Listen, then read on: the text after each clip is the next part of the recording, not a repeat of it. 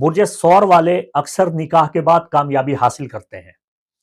اور برج سور والوں کو زندگی میں کئی بار محبت ہوتی ہے، 2 بار تو لازمی ہوتی ہے، لیکن سچی محبت اور لطف ایک ہی سے ملتا ہے، چاہے آپ مرد ہیں چاہے آپ عورت ہیں۔ برج سور سے وابستہ خواتین و حضرات کو خلاف شرع کام نہیں کرنے چاہیے، والدین سے بغاوت نہیں کرنی چاہیے،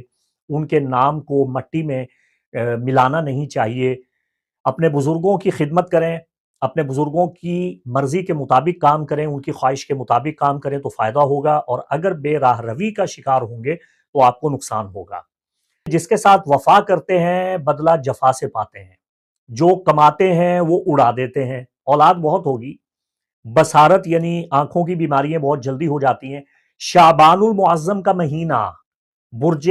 سور سے تعلق رکھنے والے خواتین و حضرات کے لیے مبارک مہینہ ہوتا ہے۔ شعبان کا مہینہ حاجات برآری کے لیے سب سے زیادہ مؤثر ہے آپ کے لیے، تو یہ گرہ لگا لیجئے، پلے باندھ لیجئے، ڈائری پہ لکھ لیجئے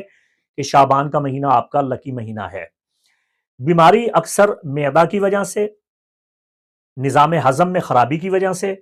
اور صفرا کی وجہ سے ہوتی ہے، خون میں گرمی پیدا ہو جاتی ہے، سینے میں درد ہوگا، کمر میں درد ہوگا، یہ ان کے لیے مسائل رہتے ہیں۔